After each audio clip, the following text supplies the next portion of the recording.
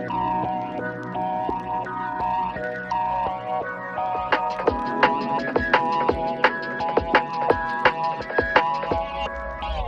everyone for joining me today. Let's take a moment to have a quick introduction. So do you want to quickly introduce yourself, your name, your creative practice, and I guess what brought you to your creative practice? But let's just go down the line. Yeah. Hello. So I'm Tina, and I am in content creation and social media. So specifically, managing socials for brands, but also a lot of content creation in the terms of UGC content, whether that's organic, paid ads, or street interviews. Yeah, that's what I do. Hello everyone, my name's David. I'm a tattooer at Anderson Street Tattoo. I've been tattooing for 10 years. I'm also a painter, and I think it's important to note as well that I'm also a queer artist, and also here to represent that sort of sector of community as well, because I think there are the overlay between the two. Hi everyone, I'm Jess. I am the founder and curator of Platform Presents. We activate different heritage sites in Melbourne to run large-scale art exhibitions and immersive art parties. Hi everyone, my name is Minhy. And I'm a bit of a hyphen, so I started off in design, so doing industrial design, automotive design.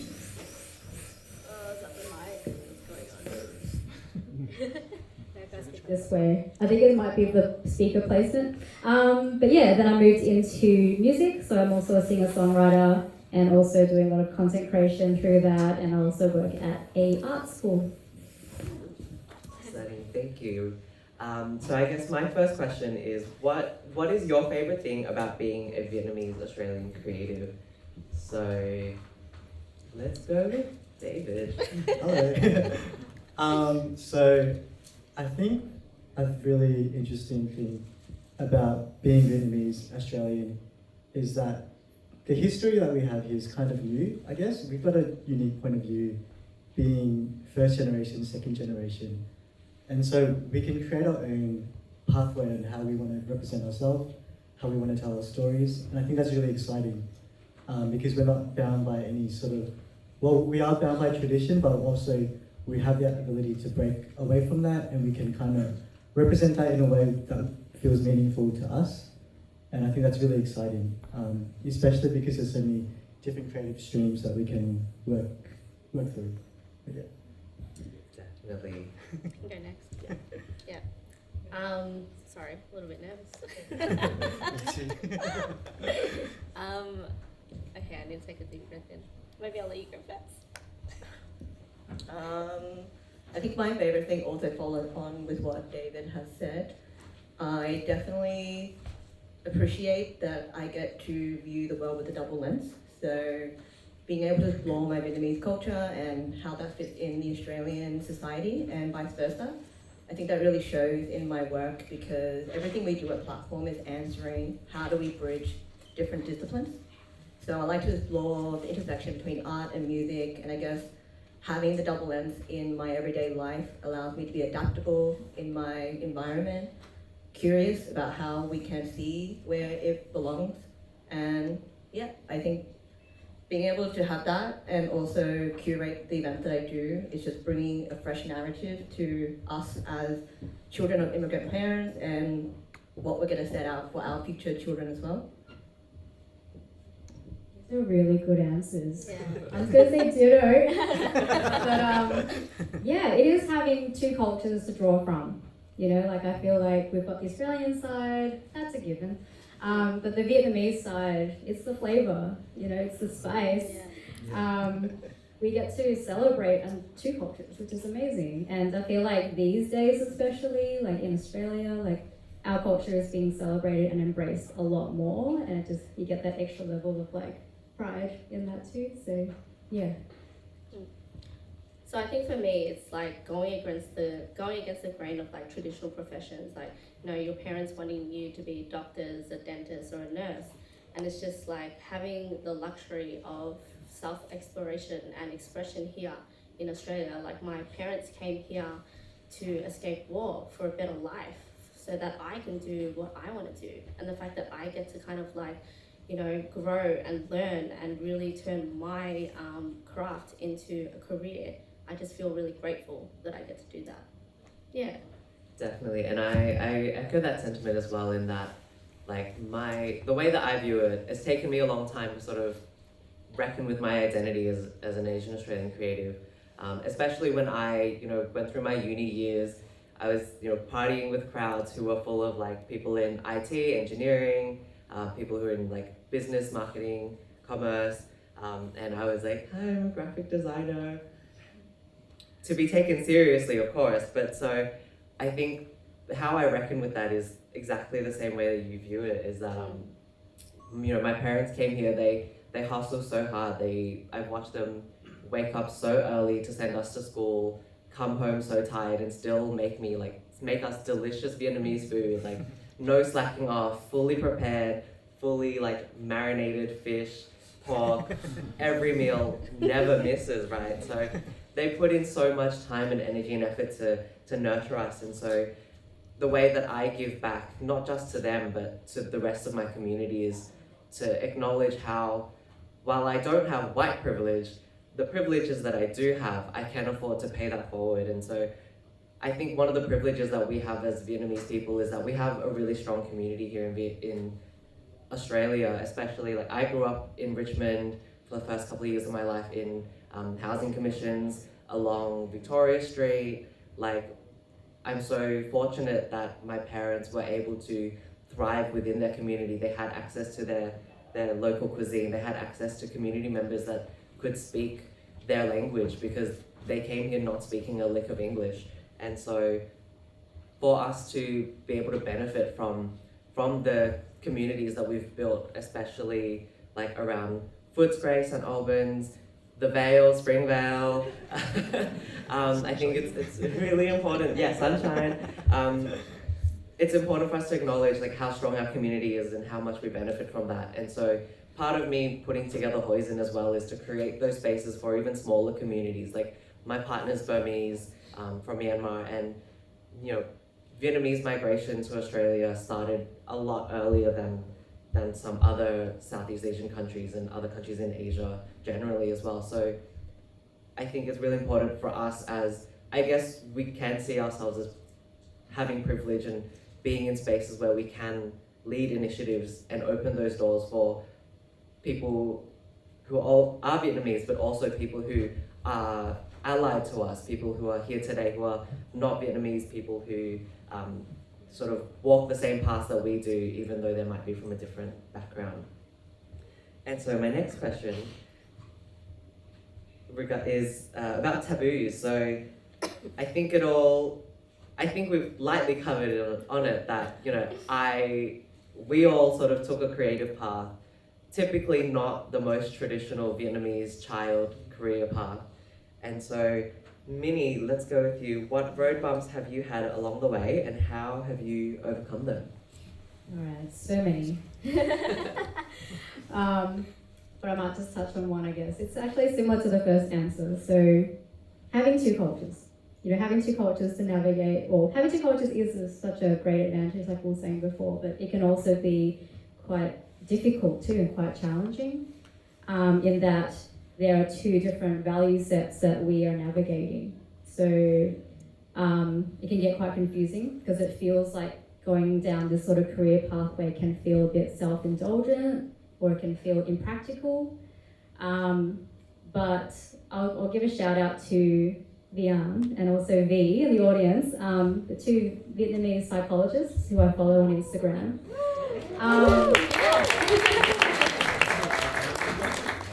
They put out content that introduced to me the concept of individualist and collectivist cultures. And so actually just knowing that there are these cultures with definitions, it actually has helped me realize that it's not a me problem that I'm dealing with.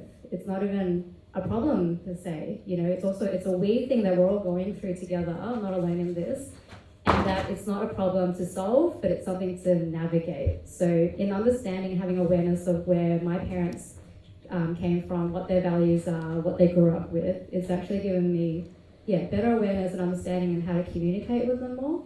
Because for a really long time, I was like, really wanted to prove to them, doing art, it's a worthy thing, I love it. It's really hard, it's so hard. And they're like, why are you doing it? So it just becomes this proving sort of energy. And so, but then from then, now I understand that, their priorities are security, their priorities are to be beneficial to the community, and people in the family and everything like that. So now I know how to relate to them and actually speak to them, on their level a bit more as well. So, yeah. Definitely. David, I know my mum is not proud of my tattoos, so I'm really curious to hear from you. Yeah, I fully had to hide my tattoos for I was maybe 4 years into my career, and still was I have no tattoos, don't look. But I mean, I think getting into it, I was actually quite lucky because, being Vietnamese, there is this taboo with tattoos, and it's all of us here in this room being creatives, we all experience this idea that we put this external pressure on ourselves where we think, okay, we're not going to be doctors, we're not going to be lawyers, so taking this creative path, we better be fucking good at it. And that is I guess it's really hard to come to terms with the fact that that's kind of not what we need to be doing. It's more so just about being happy and just kind of proving to our parents that they don't need to worry about the path we're taking as long as we're happy doing it. So yeah, I think it's pretty crazy just thinking about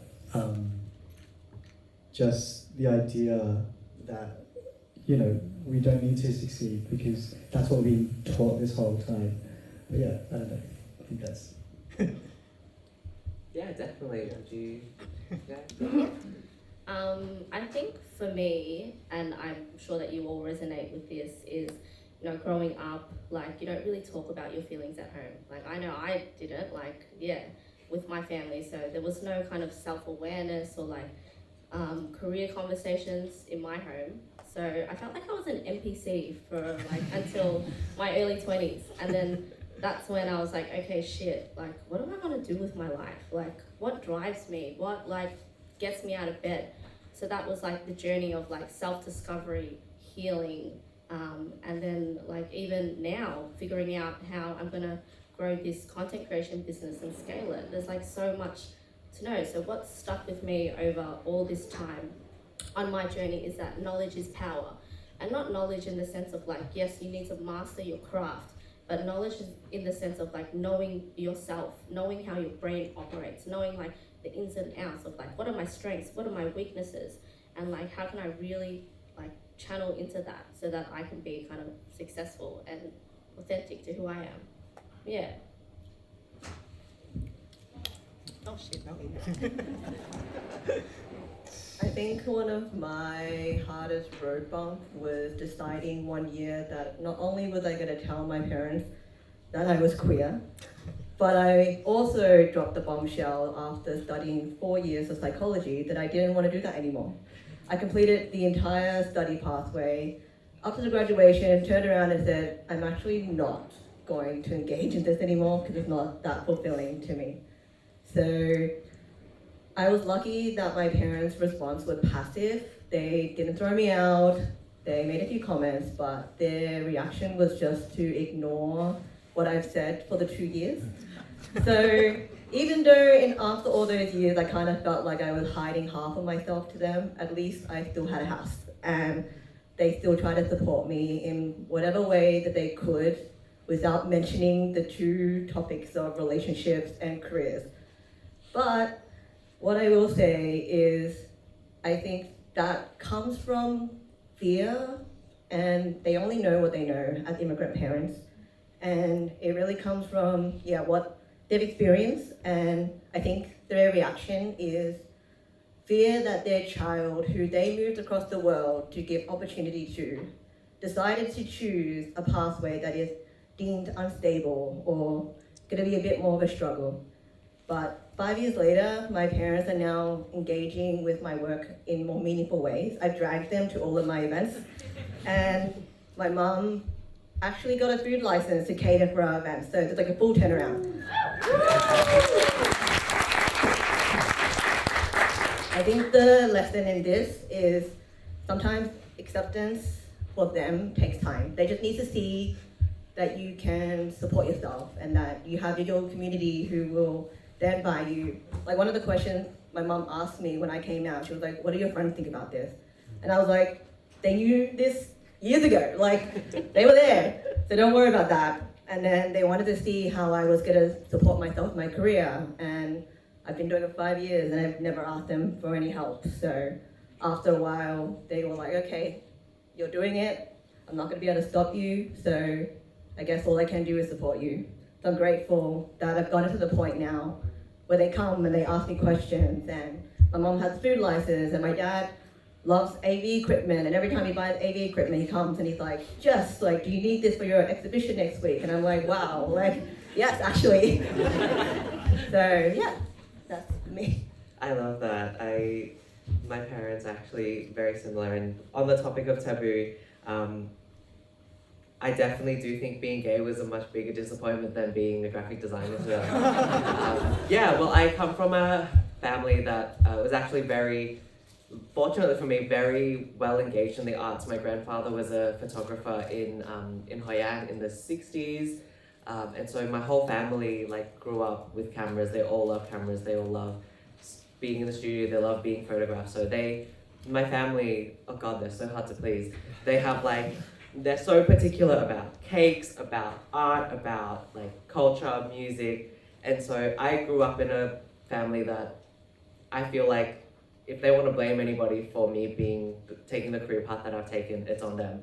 But they definitely, I definitely think that my biggest road bump has been my queer identity as well. And so, I think where I find strength in that though is that, like, I definitely think that I knew I was queer before I knew I was going to become a creative. Like, honestly, you choose to become a creative, whereas I don't get to choose like who I'm attracted to, like my sexual orientation. And so that, and reckoning with that for a really long time, built up the resilience to the point that it whittled down any conversation about my creative choices being like, this really isn't gonna be the biggest struggle. Like I gotta save my coins, save my mental capacity for much bigger conversations down the line. And those conversations have happened, but definitely like building up that resilience and figuring out my identity as a queer Vietnamese creative artist in NARM is something that has put me in this seat today. Like if I hadn't reckoned with all of these factors sort of and addressed them and sort of come to terms with what that means to me and how I navigate that in my life, I wouldn't be here today running the magazine that I do, speaking to these amazing people today on the panel. And so my last question is about representation. What is the legacy or impact that you want to leave for other Vietnamese creatives? Okay, thanks. I think whether like you've had a turbulent upbringing or super strict Asian parents, I want like other Vietnamese Australian creatives to like just go all in and just follow your passions, because literally like you just have this one life and you shouldn't be stuck in something that you're so unhappy about, or you shouldn't be held back by the fear of like what other people think, or like is this normal? Like go out and do whatever it is that drives you and fuels you, because you could just die tomorrow, honestly. And then also like our parents came here to give us a better life. Like just live it how you want to live it. Yeah, I just wanted to back that as well. Totally, I think we should just back ourselves in what we do. I think that's probably the key thing that I want us to all take away from this, is just like knowing, okay, we've taken this road, so let's just go for it, there's this concept of saving face with our parents, and they get concerned with like, what are they going to tell our aunties or our uncles about what we're doing? It's like, but I guess at the end of the day, that sort of thing is just something that doesn't matter.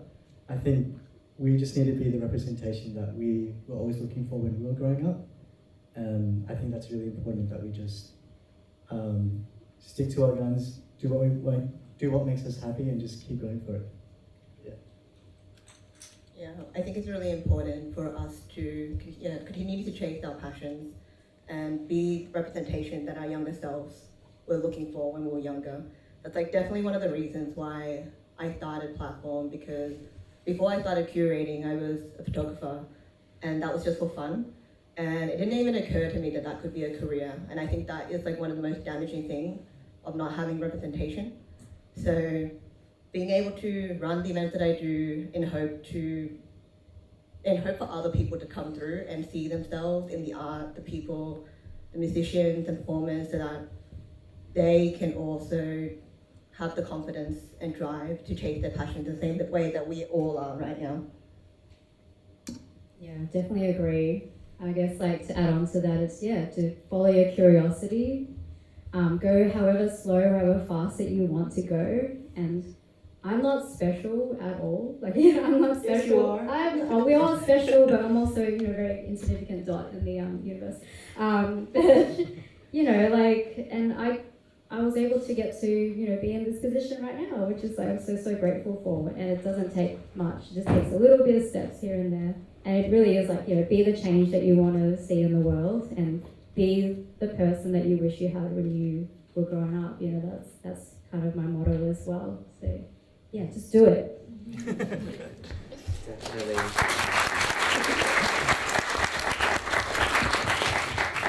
Do I have time for questions? Yes. I do? Cool. Well, does anybody have any questions? Actually, is anybody here also a creative? Cool. Okay, love that. It is the creative takeover. There should. Well, I really hope that we run this event another time and that this crowd is even more full of creatives. But yeah, do we have any questions for anyone on the panel today? Crickets. I've done all the question asking. Great, I've done my job well. Yes? My question. Oh, okay. Thank you. Question for David. Hello. As a tattoo artist, have you ever wanted to incorporate Vietnamese elements into the tattoos that you do? Yeah, that's a really tricky one actually, because it's kind of interesting because I do definitely love leaning into that idea. I think I do that more with my paintings in terms of fitting those into that sort of narrative, but I guess with tattooing, it's hard to draw as much as we can from Vietnamese art, because I think so much of it has been erased in time through colonization and stuff. So we have a lot of that part of history missing. Like we do have those, I can't remember the name, so I'm gonna butcher it, but there's like this folklore of woodblock prints that we do have in silk paintings. But I think that's kind of hard for me to transfer into tattoos, but definitely something that's a bit easier to do with paintings, I think. But yeah.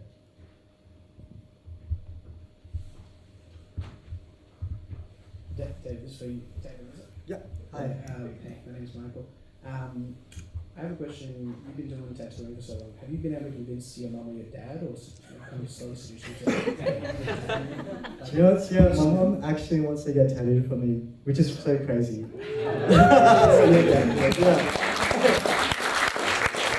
Yeah, it's such a crazy experience being asked that, because when I first told her I wanted to be a tattooer, it wasn't the hardest conversation, but she was, obviously the first thing was like, will this make money? But yeah, now that she wants to get tattooed, I'm still unsure if we're going to do it, because I know she's such a sook, so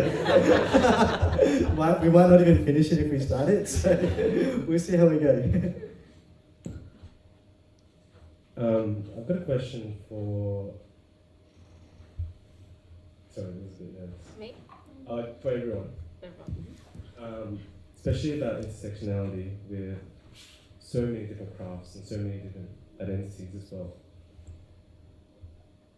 How do you continue to navigate and ground yourself when it can feel isolating and alienating, especially when core family members don't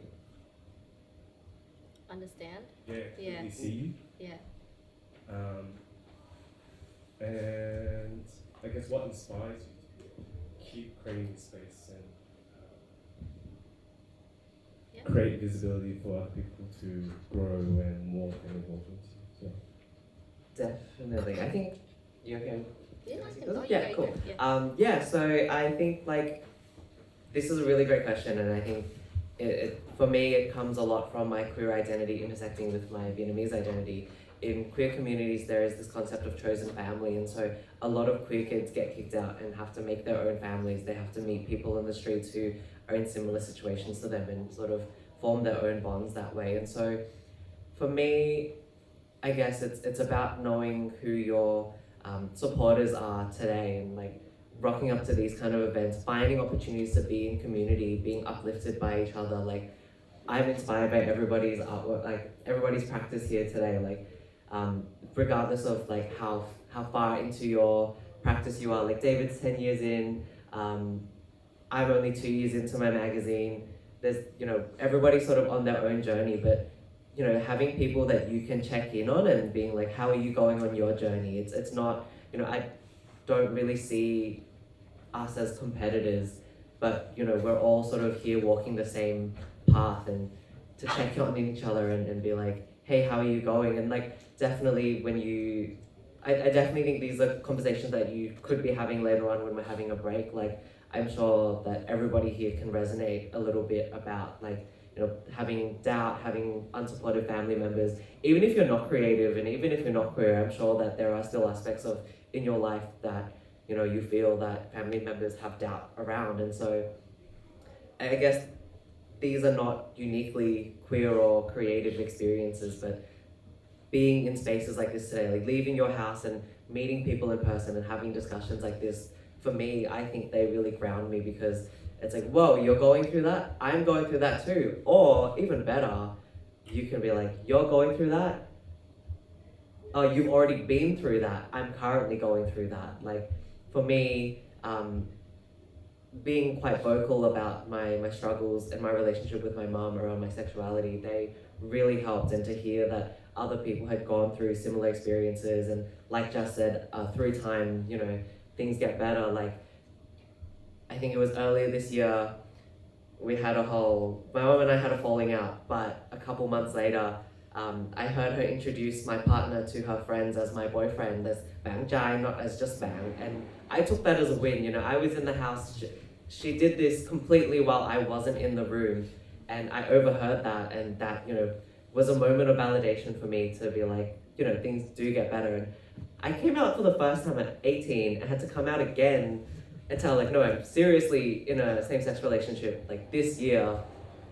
And then, I thought we had already tamed this beast, but it came back. But still, I'm in a much better place today. And so all of these sort of conversations and experiences, I think it's about being open about where you're at in your journey and connecting with people, because I'm sure that we all have something like that in common. So if you can try and cut out the, hey, how's your day? Like, oh, the weather's really shit today. If you can cut straight to the point and be like, hey, I'm currently working on this, or like, I'm coming up with these kind of questions, and not just asking us as panel members, but anybody in the audience today that you get a chance to chat to, I'm sure you'll find, insights and advice that can really help you.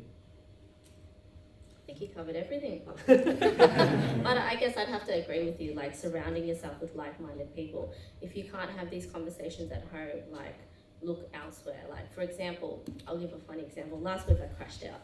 I was just so stressed about like career and like everything, and I was like, oh my god. And thankfully Kier, one of my good friends, he was just talked me through it. So I think just surround yourself with people that really see you and have those conversations. Not, hey, how are you? Like be vulnerable, because if you truly want to be seen, you need to be vulnerable. You need to kind of share your own stories as well. Otherwise you kind of just like, it's just the same conversations, and you're not really connecting with people. And then also, like Jess was doing, just involve your family. If even if there might be some pushback, just keep inviting them to the things that you do, and then maybe one day they'll show up. And if they don't, you still have your other family that you've chosen to. But yeah, but keep them involved as much as you want them to, and as much as it helps. Yeah. I don't really have much more to add, but one thing I will say in the grounding myself thing is, as long as you're doing what you love and the result and the community is there, you see what you're putting your energy into, at the end of the day, that's enough. I think that's enough to ground you, to keep pushing you through. You're better off, not speaking to your parents for a couple of months, years, and coming out of that being like, I got to spend those years being truly me, doing what I love, upskilling in whatever ways, and and connecting with my community, and hoping that in a couple of months, in a couple of years' time, they come around to it. You rather spend your life like that than trying so hard when your parents are not ready to meet you in the middle. Yeah, definitely. I definitely talk it out as well as a way to ground myself, but also like remind myself that it's kind of like a projection of their own fears. So don't let that affect your self-worth. It's a reflection of what they're going through, not what your self-worth is. And just keep reminding yourself why you're doing what you're doing. I think that's all of the questions, unless anybody has a burning question. But otherwise, I'm sure you can save your questions for more networking opportunities later. I think this is the end of the panel. So give it up. Big round of applause for the whole panel today.